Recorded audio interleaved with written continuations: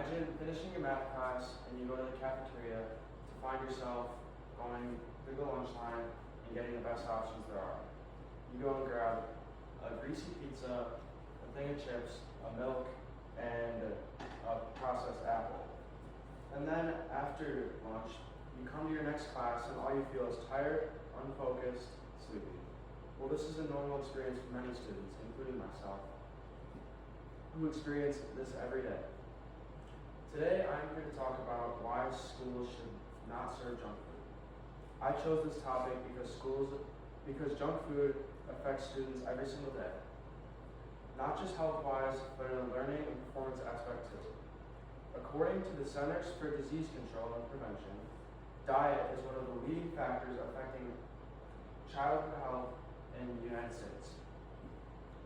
I think schools should limit and remove junk food because it harms students, reduces academic performance, and builds unhealthy long-term habits. What I mean by this is it causes them to start off their day and start off their midway through the day with just bad habits, with the bad food, bad ingredients, and just overall just give them bad habits.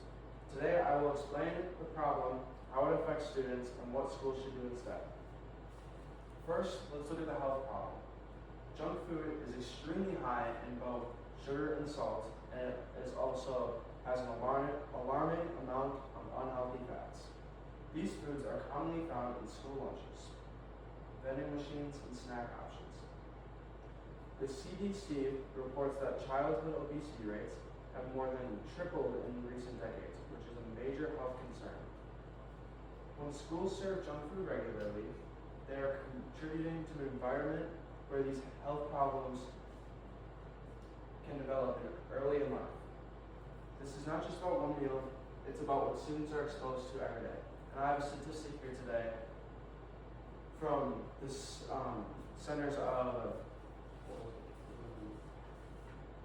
Centers of Disease Control and Prevention. And it says about 1 in 5 children in the US are obese. And this is alarming because it used to be 1 in every 20, then 1 in every 10, and now it's 1 in every 5. And I think the biggest thing that we can notice is the diet these kids have had through time. Now, if we connect this to learning, junk food does not just affect the body, it affects the brain. When students eat high sugar or highly processed foods, they often can experience an energy spike. So let's say they had a soda for lunch with a bag of chips. Their next hour, they'll feel really perked up and ready to go, but then halfway through, they'll hit a wall. They'll crash and their brain won't be able to function anymore.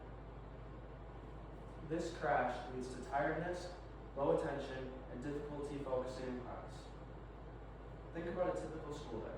A student eats junk food at lunch, feels fine for a short time, but by the afternoon, they are exhausted and struggling to stay engaged.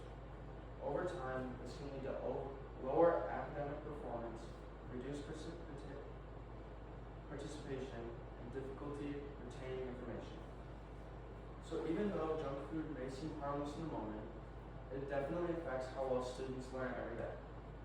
So what can be done? Well, the solution really isn't that complicated. Schools can just remove or reduce junk food options and replace them with healthier alternatives. This includes fruits and vegetables, balanced meals with better ingredients, and healthier drinks instead of sugary ones. While this sounds ideal, schools already influence students' behavior in many ways, and food is just another area where that influence matters more.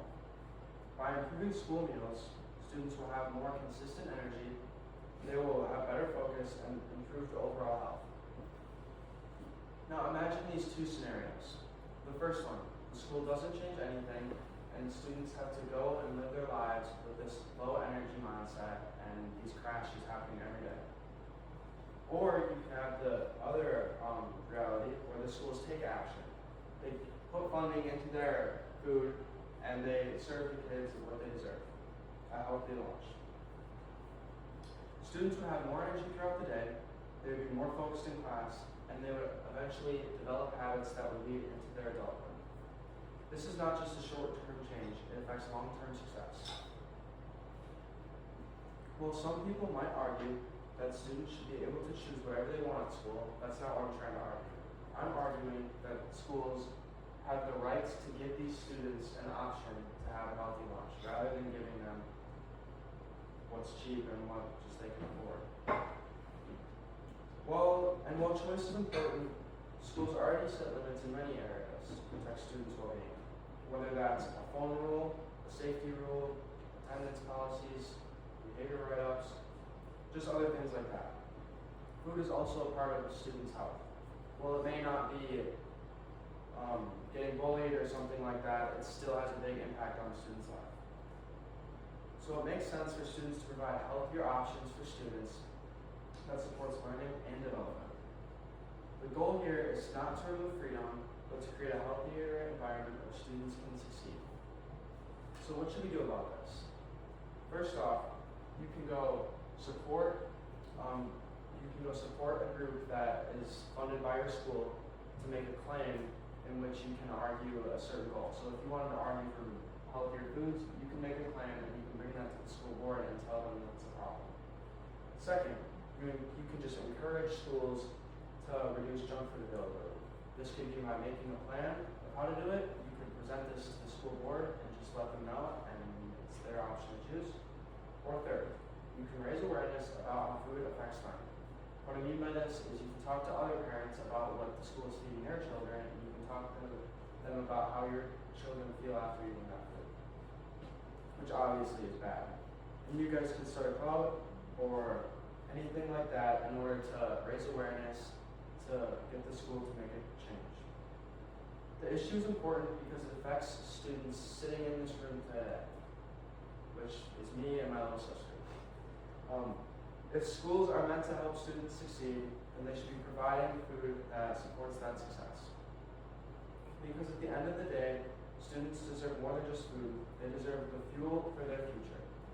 And I think that overall, students deserve what they should be given, and that's not a crappy lunch, but it should be an ability to succeed rather than a roadblock on the way there. Thank you.